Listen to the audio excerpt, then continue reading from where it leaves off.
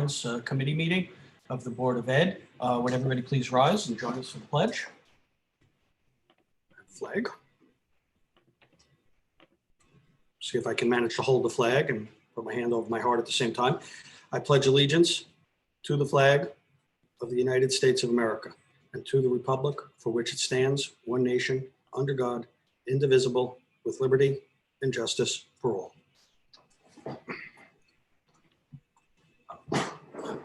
Okay, Mr. Bossi, there you are.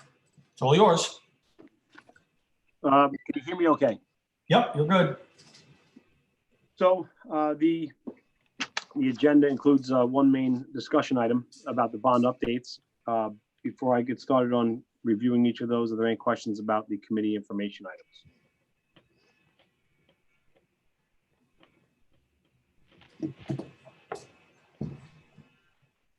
I just wanted to add that, as you all know, we're in the process, and it is in James's informational area on the agenda.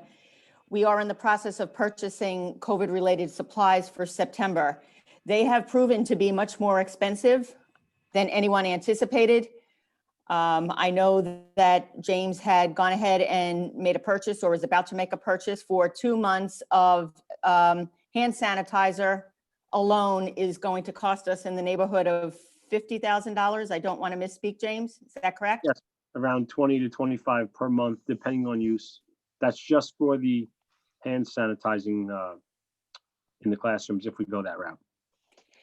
So as I mentioned, we're in the process of, collating that information through the various committees. Obviously, that's not the only item with associated expenses, but we'll be pulling that together within the next few weeks and we'll be sure to send it home. This may seem like a crazy question, but does New York State have anything for us? I know when I go to the Ice of Town things, that they've got the hand sanitizers from New York State. Is that any discounted or? So we got a few bottles from BOCES hand sanitizer, and ended up being that liquid type that was helpful, but it wasn't nearly enough for our district. The other directors I've spoken to, I haven't heard of anything where they're giving any quantities of anything that's helpful for the September startup. So I've heard little bottles here and there, but nothing for September. Right. And that number you quoted is for basically everybody, all the staff, all the students, everybody to use it? That number was really just based on a rough assumption following one of the subcommittees I'm on about what we might do for students. So really all it is that every student, every morning or every class change would get one hand wipe. That one was about disinfection wipes actually, but I have a similar analysis for hand sanitizer, but where they might get one wipe per person. Anyway, we're talking about disinfectant wipes are gold, James. You can't get those anywhere. Actually, everything seems to be gold today. So we're talking about masks, Alpha, HP, the Virex, all the supplies we'll need for September. It's going to be costly. Okay. To Mr. McCann's point, though, we are working with Suffolk County government and with BOCES as well. They're trying to put together a consortium to make some major purchases. So that's across the county. Great. Is there any possible avenue through FEMA to get some of the through the federal government, get any of the money back? Mrs. Pilati, do you want to address what we've done with that so far, what you've done with that? Sure. So far, I attended the webinar and I applied so we can be eligible to receive FEMA in the future. There's an application process. So the first part of that process is complete, and on June 30th or July 1st, I can't remember which date, we just received an email from them saying everything went through and now they provided us with the applications to move forward. So I have to contact the person that wrote the email to me and Mrs. Burns and basically go forward to see what the next steps are in order to get reimbursed. Okay, great. Thank you. Mm-hmm.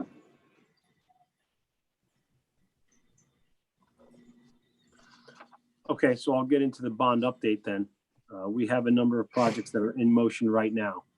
I'll go through a list of some of the contractors and what they're doing for each. I'll be as concise as I can.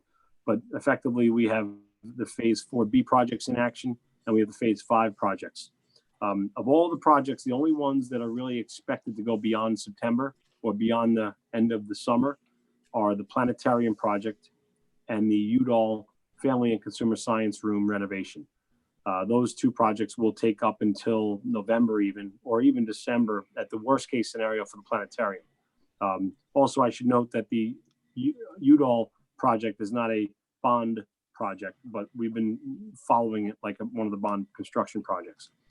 But I'll go back to the different contractors. So we have Laser working on site work at the high school and throughout the district with building signage and railings and ramps, all that work. Most of it's finished, but we have a little bit more to finish. Also, Land Tech, as you know, started the turf field, the replacement of the turf carpeting. That's on schedule to be done in time for graduation or for the ceremony. We have Olympus. They're doing all the bathrooms district-wide, not every bathroom, but 4 to 6 bathrooms per building. I think it's about 32 plus bathrooms. They're also doing a nurse's office at Paul J. Ballou. They're doing the planetarium project and some other jobs. We also have Palace Electric doing work with that. We have Ambrosio doing all the water fountains and fixtures in the bathrooms and all the other plumbing work. We have VSC Electric doing all of the auditorium renovation lighting in the high school. That's for the LEDs that were not part of the first phase of the phase 4, if you remember. We have A1 contractor doing all the blinds in every instructional space and some of the non-instructional areas like main offices and cafeterias. We have Hartcorn Plumbing doing the pool mechanical systems. That's the salt chlorinator with the subcontractor, and also the valves, pipes and insulation that all were having trouble down there. We're also renovating the wall spaces and the painting in that area too. Gorilla is doing the paving throughout the district in pothole areas and also Lions Path for the security checkpoint. We have an oil tank leak detection system replacement in a bunch of places, a bunch of buildings. That's with Adventura. We have DNS Mechanical doing the dust collection at the high school and the HVAC systems on the roof at many buildings. Then we have CIS Mechanical doing the high school air handlers above the large gym for air circulation in the resting room and the main gym and the locker rooms. We have Branch doing the abatement of floor tile all over the district, mainly the high school though, and also Milburn Flooring doing the high school tile in those classrooms and also the Udall Family Consumer Science Room. We have Belfour doing the Udall Family Consumer Science GC work. We have Boyle doing abatement for all the bathrooms and pipe locations. We have Olympus doing all the ceilings at Bayview, not all the ceilings, but all the spline ceiling areas. And we have H&E providing all the casework and cabinetry for Udall, Bayview, and Paul J. Ballou for the Vannies. That is most of the work, or if not all of the work going on this summer. And like I said, the only ones that are expected to go beyond schedule are Planetarium and Udall. Everything's moving okay. We haven't had any major change orders come up or allowance items.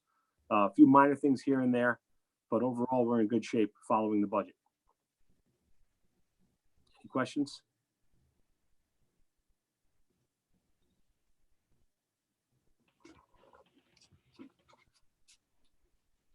James, do you want to talk about the bathroom at the high school? Sure. The bathroom at the high school is one job we're considering to, let me back up. Due to COVID needs, Anthony Bridgman asked if perhaps we could reopen that bathroom. It was closed many years ago, maybe 15, 20 years ago. And to reopen it would be a full gut and renovation. The exact same scope of work that Olympus is doing elsewhere in the district and in the high school. So we've asked for pricing to get that renovation work done, to gut everything and put all new in, new floor tile, new ceiling, new lights, new toilets, partitions, sinks, all that. If we went ahead with that, it might cost in the neighborhood of 60 to 100,000. We're not sure. We don't have the numbers yet. Well, I was hoping to have them for this meeting, but we're still waiting from the contractors. But that's a job that the board might want to consider doing as an additional change order for the bond work, which is aidable, and it would renovate it to match all the other bathrooms in the district. Where is this bathroom? This is the high school second floor, up the rear stairwell in the center of the building, directly across from the AP's office. And it was formerly a boys' bathroom. We haven't discussed whether it would be a boys' bathroom again. I have to talk to Dr. Bridgman about that. But the intention is it's another place for hand washing and bathroom use that would improve the ability for the kids to be sanitized and clean without having to travel as far as in the past to get to a bathroom. And it's So- just been closed right now? It's been closed for about, I think, 20 years, maybe 15. So why was it closed? Do you know? Yeah, so at all of the secondary buildings, a number of years ago, and I'm not sure, it was well before my time, I'm not sure of the rationale, except that there was an effort to provide greater supervision to students as they use the bathrooms. In all of our buildings, Udall Beach and the high school, there were bathrooms spread out, in all four corners, more or less. And there were some supervision issues as far as having sufficient staff to supervise those bathrooms at all times. And as our enrollments declined, I think there were some suggestions to then close some of the bathrooms. That way we would enhance supervision, and they really weren't needed. Over time, some of them were converted to storerooms, book rooms and the like. I know over that time also there were some problems with the toilets needing to be flushed regularly to ensure that there were no, and I'm not really sure of all the mechanics of that, James could probably explain it. They used to lead to some odors and things like that. So the bathrooms were basically in large regards shut down to minimize any of that. But Dr. Bridgman's concern is that if and when we come back to school, if there is a concern about the density of the number of kids using the bathroom at any particular period of time, he'd like, the ability to spread that out a little bit so that we can ensure that the kids are socially distancing. If you go to the high school during the school day, particularly in between periods, and Tom, you could probably talk to this better, those bathrooms can get pretty crowded at some points.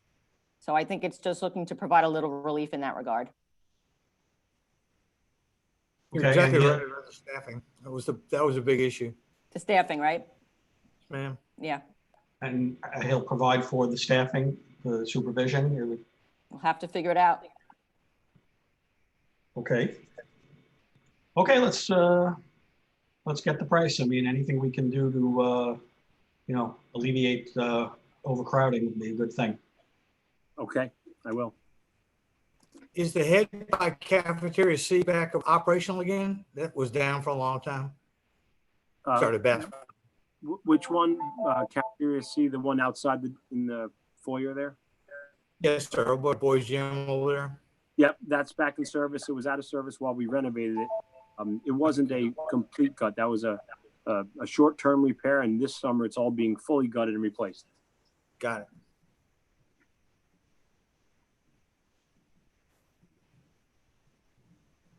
I also have one item. Karen Murphy and I have been communicating regarding whether we will be running adult education in the fall. Of course, we don't know where we're going to be until the governor gives us the okay for schools to go ahead and open. But I had asked Kevin if there was a possibility that some of those courses may be able to be run virtually, just as we run some of our other courses. And certainly we can't run volleyball virtually, and there's a few others that would be off the list. But he does feel that with the exception of, I think, 3 or 4, we might be able to run some programs virtually, or at least start the year in that regard if we needed to.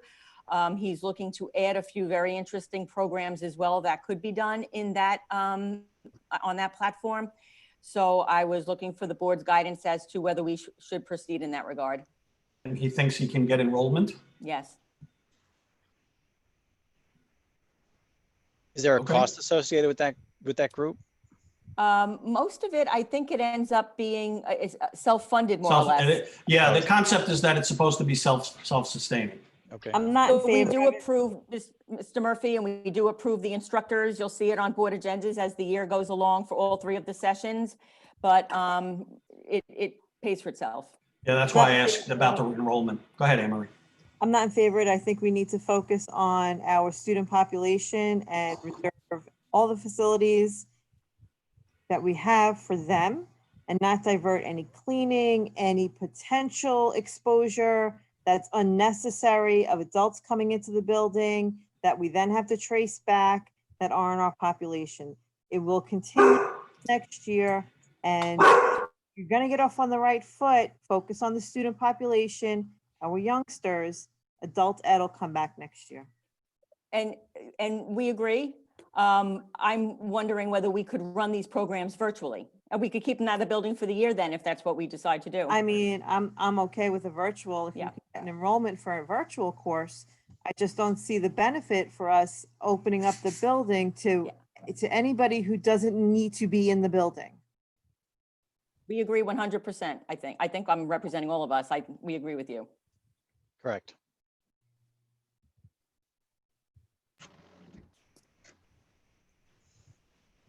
Okay. And that's all I have. James? Anybody else? I'm sorry if I missed it because I was a few minutes late, but did we talk about permits? Oh, no, we didn't. So unfortunately, we still haven't gotten the permission for organized groups to use our facilities or our grounds. We are still waiting on that. There's been a lot of confusion in that regard. I know the sections throughout the state, Section 11, most, closely to us, are very eager to get our own school groups and others back. We are in the process of reviewing our permitting forms so that we can ensure that when groups submit their permit, they understand what their obligations are as far as ensuring that people follow the protocols that are in place and the guidance that is requested by the state. And right now we're in a holding pattern in that regard. And that approval comes from the state, Bernadette? Well, we're waiting for the governor's, he opened for phase 4 tomorrow, but he has made it very clear on more than one occasion that schools can open their facilities when he says they can, and he's been that blunt. Does So he he address outside designated groups or- at all? In hosted, any groups that are school districts, I'm trying to remember the exact words, may not host or it's not run, but there were 2 verbs there, or any organized sports. So he designated organized sports. He did. He used the word organized specifically. Okay. He said individuals and groups can start using grounds. So you'll notice that our surrounding districts have started opening their gates, whereas we kept ours open pretty much all along. So individuals can use the fields for exercise and things like that. But organized groups still cannot use the facilities. Who's looking for permits right now? Most of our youth groups, I think, James. Soccer, baseball, softball. Mhm. I mean, didn't they shut their seasons down or no? I don't know. They can use town facilities. Yes, soccer Well, starts this, soccer soccer starts starts up. this week, yeah, Yeah. or Soccer next week, Yeah, soccer starting up and That's they're, the and also confusion. planning for the fall season. right? And So- baseball's back up. Half Hollow Hills Little League is starting up again. So town facilities are open, Yes, but we can't be open correct. because we're a school. Mhm. Okay. Was there language in there that we could,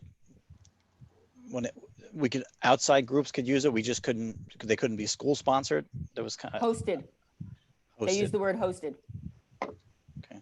I'm personally, until my own school groups can use it, I'm very uncomfortable signing those permits. I think we need to be very consistent. I know that there are other groups among our own organization that are pressing for school use too, even if it's outside, whether it's the musical groups or whatever. So, we're pressing the governor and SED for very consistent and clear guidance. So we're as anxious as anybody to get them open. I honestly feel the same way as I did about adult education. I don't really care. The focus has to be about getting kids back in the classrooms. Yeah. Let them go use the town facilities.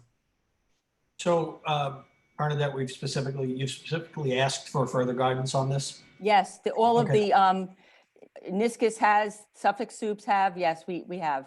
Okay, thank you.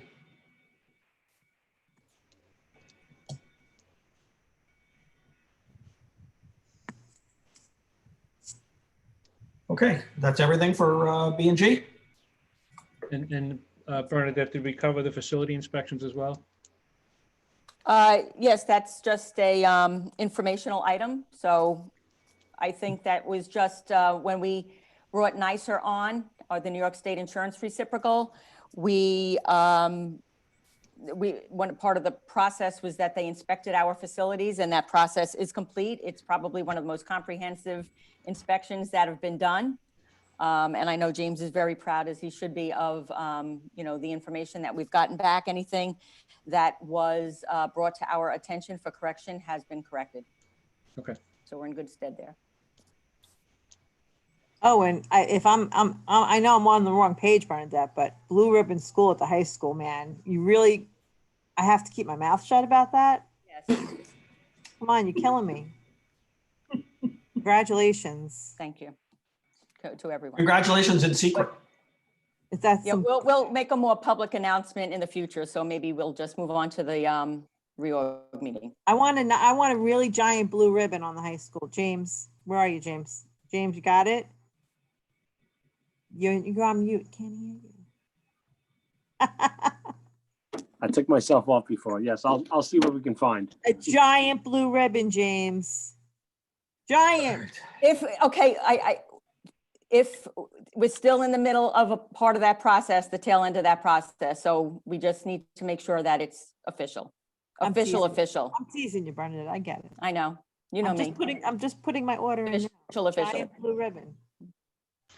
Okay, so if that's everything, let's adjourn Buildings and Grounds, and we will reconvene in 7 minutes for the reorg meeting. Okay. Thank you, everybody. Thank you. Thanks. Thanks, James. Thanks, Wayne. Thanks, Wayne. Thanks, James. Thanks, guys.